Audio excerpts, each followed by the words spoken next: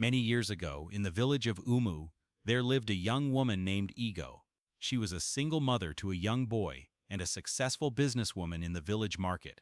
Ego was forced to leave her village at the age of 16 after she had gotten pregnant and could not provide the person who impregnated her. Oddly, the boy who was responsible for her pregnancy had left the village shortly before she discovered that she was pregnant, and she could not reach him to inform him about it. Her parents threw her out of the house, and out of shame she left the village. She arrived at Uminachi and started a new life there as a total stranger, striving against all odds to make ends meet. She pulled through and had a baby boy whom she named Dozy. By the time Dozy was 10 years old, Ego had already built her business such that she became one of the wealthy women in Uminachi, and she had lots of employees working for her. She was 26 years old at the time, and quite young to get married too. But she had a problem. Ego was beautiful, and she had a good personality. As such, she easily attracted a lot of men to herself. But the moment these men discovered that she was wealthy and had lots of people working under her, they would slowly withdraw and break up any relationship they had with her. They were intimidated by her success, as they believed that she must be used to power and influence and would not respect them. Coupled with the fact that she also had a son who would definitely divide her attention from them, they felt Ego had a lot of baggage than they could deal with, and they all left her one by one. Ego felt bad about her situation. She really wanted to get married to a good man, have a really big wedding, and raise up a happy family. But none of that was possible, as no man wanted to get serious with her. She suspected that it was because of Dazi, her son, that they were all avoiding her, but she could not do anything about it, as she would not throw her son away because of a man. Since she had no control over her situation, she decided to concentrate on her son and give him the best she could. She would pour all her love and attention on him. Thankfully, she already had a thriving business, and so together they would make a happy and complete family. Dazi grew up getting everything he desired, both tangible and intangible, and he didn't feel the vacuum of not having a father. His mother enrolled him in a good school in the village, and she was already making good plans for his future. The bond between Dazi and his mother was so close and visible that his schoolmates would always talk about it. Some went as far as asking him if he did not have a father at all, because that would be the only reason for the closeness between him and his mother. The much talks were getting to Dazi, and he decided to ask his mother, "Mother, do I have a father?" Ego was shocked to hear the question because this was the first time he would be asking her that. "Dazi, why are you asking me this kind of question? Do you need anything, or did someone say anything to you?" But Dazi did not reply his mother. He just sat there looking at her intently. Ego felt uneasy. She knew the boy was not a baby anymore and would need an explanation someday. Since he had already brought it up, then why not? I would tell him, "My son, you have a father. You don't just know him, and I'm not sure he also knows about you. I was living with my parents when we had a relationship, but he left the village before I discovered that I was pregnant. There was no way to reach him, and my parents threw me out of their house because of the shame and disappointment I caused them.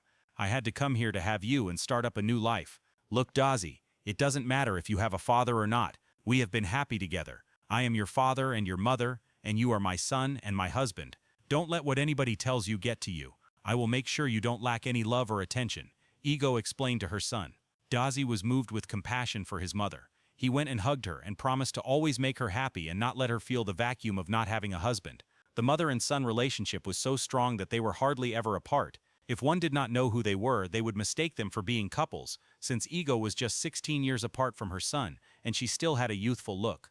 One day they both attended a wedding ceremony of one of Ego's employees.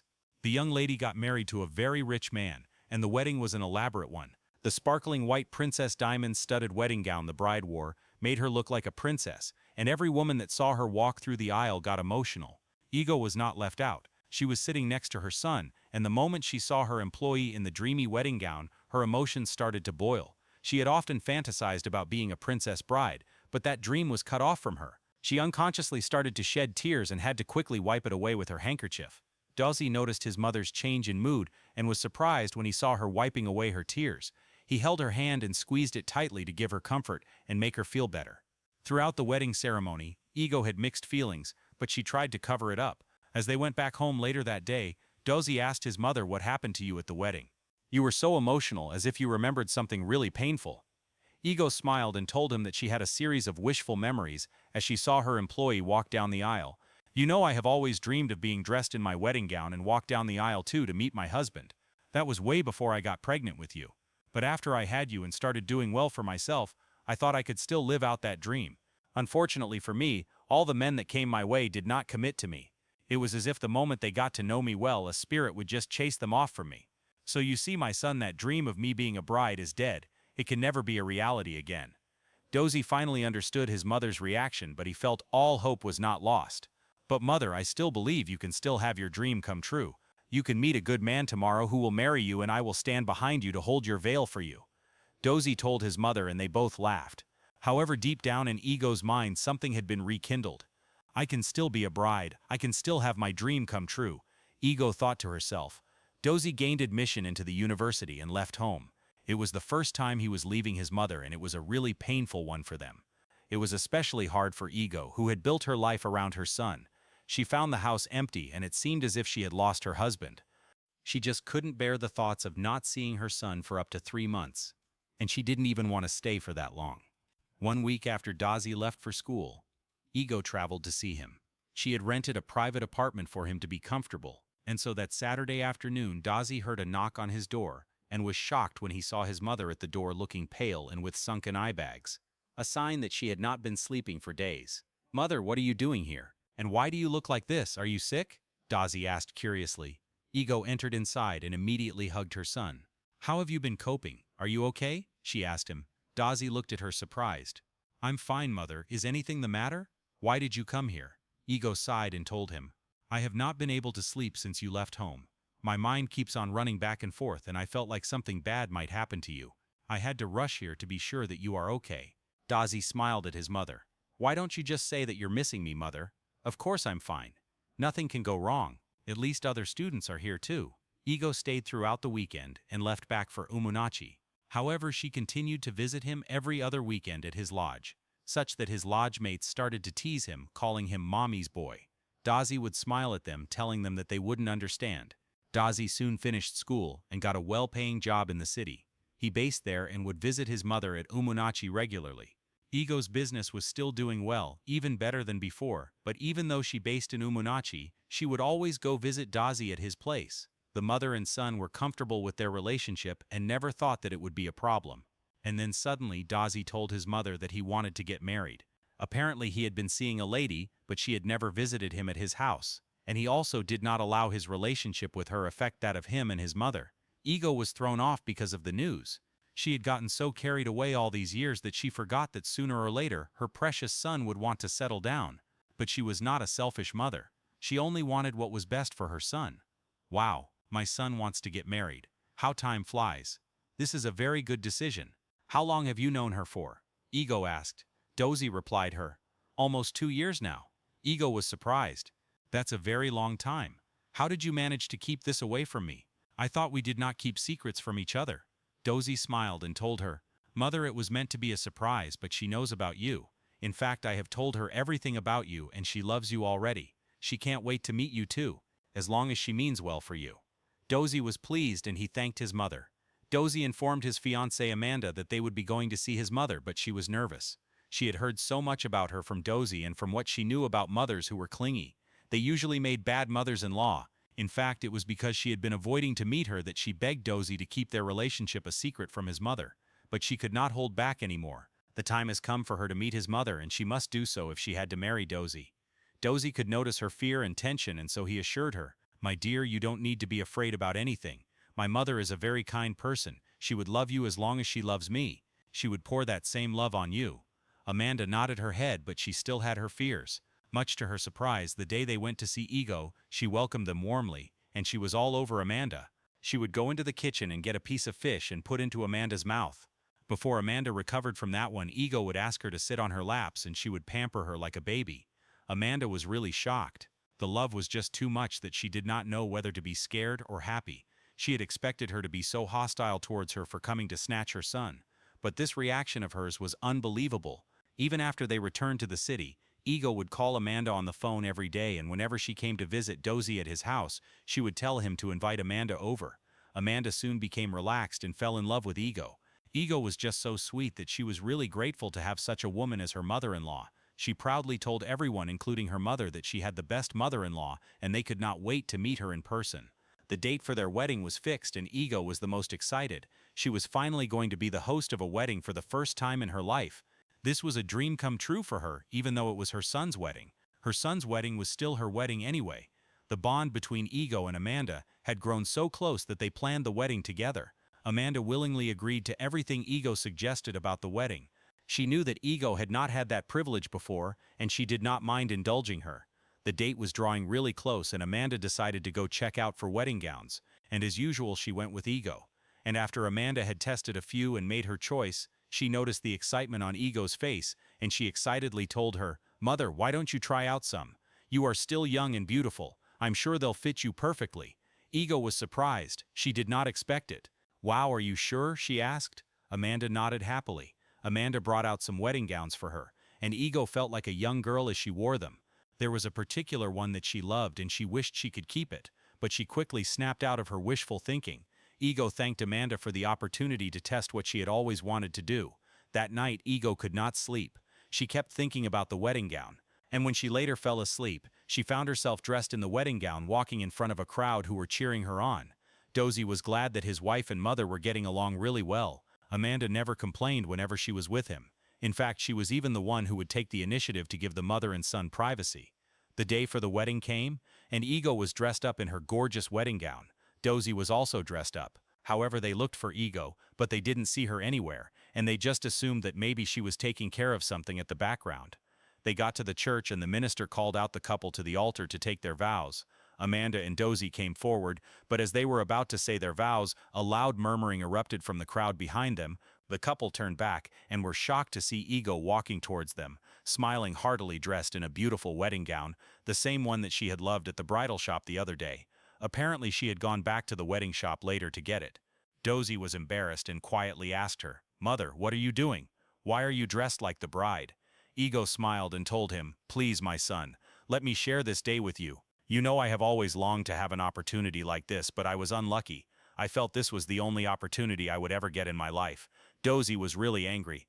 "But you should have discussed it with me first. How do you think my wife will feel about it? This is her day." Dozy wanted to burst out more when Amanda held him. "Please, my love, let her enjoy this day with us. I don't mind at all. She is also my mother, and anything to make her happy on this day, please let her have it." Darganath looked at his mother and then at his wife, and he nodded. But he was really angry at his mother. He did not expect this from her at all. And so Ego stood behind Darganath, dressed in her sparkling princess white wedding gown, as the couple took their vows. At the reception also, as Amanda changed into a dinnerwear, Ego changed into hers. She really came prepared for the wedding. Darganath calmed him down. Amanda's mother was not comfortable with everything, and she called her aside. "What does your mother-in-law think she's doing? Is this the same woman you have been singing her praises all along? This woman I'm seeing here is not who you think she is. You need to—" Amanda cut her mother short immediately. "Please stop, mother. She's not like that. You just don't know her. That is why you are judging her like this. Besides, this is my wedding and I'm not complaining." Amanda's mother stood there looking at her daughter, shocked. She shook her head in disbelief. "Don't worry, I'll be here waiting for the end results. You will surely come back crying when it starts to play out." After the wedding, Dozy and Amanda had planned to go somewhere for their honeymoon. Amanda shared the news with Ego, but shockingly, Ego said, "Can I go with you too, please? I have always wanted to experience what it feels like. I promise you I won't intrude into your privacy." Amanda was shocked as she looked at her mother-in-law, but after a quick thought, she agreed and promised to speak to Dozy about it. The moment Amanda told Dozy about it, Dozy exploded. "No, never. That would never happen. Where have you heard that the mother-in-law follows a couple to their honeymoon before? I blame you for this. You keep indulging my mother. That is why she keeps pushing her limits. I think I have to address this once and for all." Dozy made to leave, but Amanda held him back, begging him, "Please, my husband. You need to calm down. Don't be so quick to react. I am a woman and I know exactly how she feels. She did not get the chance to experience all this in her youth, and she might possibly never get the opportunity to again, since you are her only son. Please, let's not spoil it for her. You know she loves you and she means no harm. She just feels like a little girl, and I don't mind her getting her way. Please don't break our hearts by depriving her of this." Dozy's heart melted. He held Amanda's hand and looked into her eyes. "You know, I remembered when I was much younger. We went to a wedding and my mother started to cry when she saw the bride dressed in her wedding gown. I asked her what the problem was, and she gave me the same reason you just did now. Thank you for being understanding and gracious towards her. But then what is it with you women and weddings? There's really no big deal we need. If it was only men in this world, I'm not sure there would be any weddings at all. Dozy joked and they both laughed. The couple and the mother-in-law traveled to the honeymoon location and Dozy booked a separate room for his mother. Just as she promised, Ego did not disturb the new couple. She stayed in her room, and when they went out to have fun, she would maintain her distance from them, enjoying the childlike pleasures the environment offered her. On this particular evening, they had gone out to the beach to relax. And as usual, Ego gave the couple their privacy. She was on her own when Amanda came to meet her. "Mother, come, let's go check out the good luck box game. I heard that it works. You just need to write what you want to come to pass and throw it into the box and hold on to it until your wish came to pass. Come, let's go try it out." Ego was fascinated with the idea and she went with Amanda to try it. They each secretly wrote down their wishes and put it into the small box which they left with Dozy. Dozy was not aware of this and they decided to keep it a secret between themselves. The honeymoon soon came to an end and they all returned to their base. Ego appreciated them for letting her experience the once-in-a-lifetime occasion with them, and she decided to return to Uminachi to face her business. But she promised to be visiting them often. Ego got to the regular park she usually boarded and she paid for a seat, but as she wanted to enter the bus she felt a tap on her shoulder. She looked back to see who it was and she froze for a minute. "Ego? Is this you?" Ego looked at the man from head to toe and asked, "Odinaka? What are you doing here?" Odinaka answered her, "I'm on my way to Uminachi for a business meeting. And you? Where are you going?" "I live in Uminachi," Ego answered. She entered the bus and went to get a seat. Odinaka went and sat next to her. Ego was really tensed. Odinaka was the last person she had expected to see. She thought she would never see him again in her life. Odinaka, on the other hand, was surprised to see Ego at the park. He had not seen or heard from her for years and was glad to finally see her again. "What happened? Why did you leave your village to Uminachi?" "I came back to look for you years ago, but I was told that you left the village and nobody knew where you went to." Ego forced a smile and told him that she just decided to leave to get better opportunities. "How is your family?" Ego asked him. "I don't have a family. I lost my wife few years after we got married and I have not married ever since then." "What about you? Does your family stay at Uminachi?" Ego immediately said, "No, I'm not married." Odinaka continued to engage her in conversations, but Ego was very careful to not mention Dozy. They got to their destination and Odinaka went with Ego to know where she stayed. Odinaka would visit her every other day, and the two old friends soon ignited their friendship. Odinaka had come to Uminachi to set up a business, and so he stayed for a few weeks. Within these few weeks he grew closer to Ego, and Ego on her part started to feel old flames being rekindled within her. But she was still not sure, and she kept her mouth shut. She did not mention Dozy to Odinaka, and she also did not mention Odinaka to Dozy. And then months later, Odinaka visited Ego one evening and said that he had something important to discuss with her. Ego was tensed as she listened to him.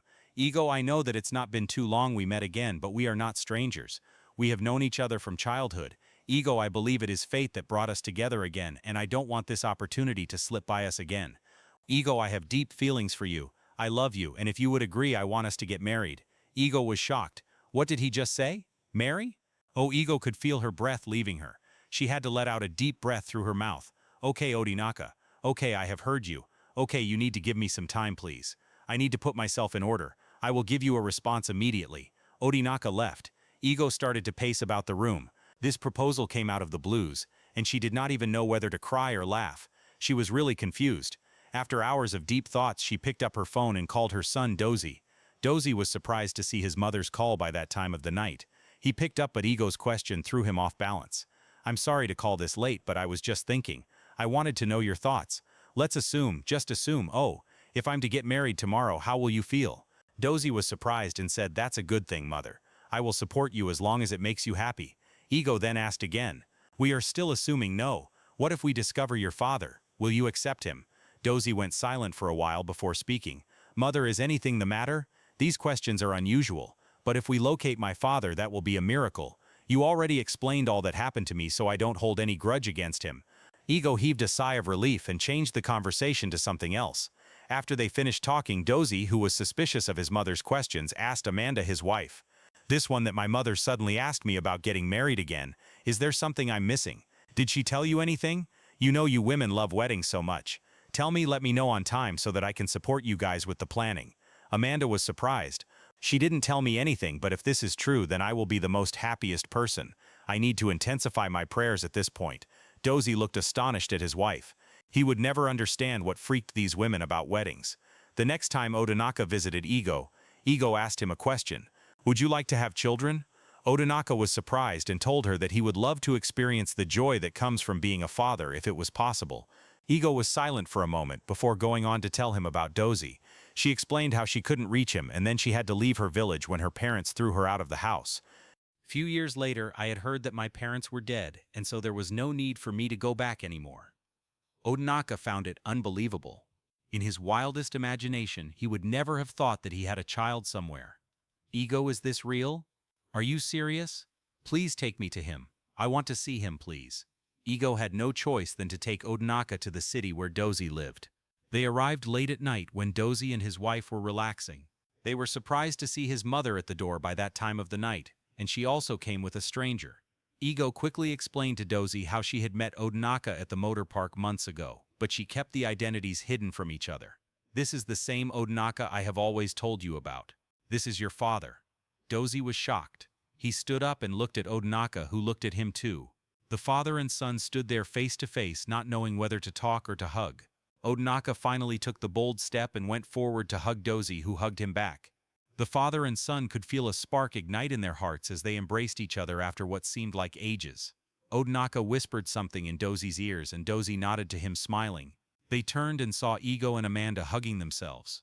Ego had gotten emotional and Amanda was comforting her. Suddenly Amanda tapped Ego to turn back and look. Ego turned around only for her to see Odinaka extending a ring towards her. Being faced with it in reality now, Ego felt slightly embarrassed. She felt old for this. She was in her 40s and this was meant for younger people. She was still lost in thoughts when Amanda told her, "Please say yes." Ego jolted back to reality and accepted the ring. It was indeed a full celebration that night, as they celebrated the family reunion and engagement. Amanda took Ego up to her room and brought out the good luck box she had kept since their honeymoon at the beachside. "Mother, I think it's time to break this. My good luck wish for you was for you to find true love and have a wedding of your own, and I kept praying to God about it every day. I'm so glad it has finally happened. Plus, there is an additional good news.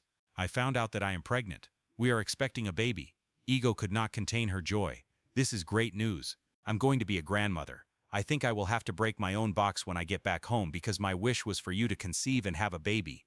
Amanda was really touched. She hugged Ego. "I don't know what I did to deserve a mother-in-law like you. You are so pure in heart. I'm glad your dream is finally coming true." Ego disagreed. "No, I am the lucky one here. You are a blessing to me. I don't know what would have been of me if my son had gotten married to someone else. You understand me so well, and you always want to make me happy even when you don't have to. Thank you so much." Amanda changed the topic immediately. "Mother, we have a wedding to plan. Let's go meet the men." The mother-in-law and daughter-in-law went to meet the father and son who were catching up, and Odinaka told them, "I and father were just discussing about the wedding." Amanda and Ego looked at each other surprised. Nothing was left out in the planning, and everyone was intentional about giving Ego a dreamy wedding. And on the day, Ego woke up before everybody and pinched herself over and over again to be sure that everything was real. Her wedding was the talk of the town for weeks, as Odinaka, Dozy, and Amanda did everything within their power to make it a great one. After the wedding, Odinaka arranged for a 1-month honeymoon for both of them, and Ego felt like a youth in all of this. She was grateful for the journey of life and love. Time only delayed everything, but she still got what she desired in the end.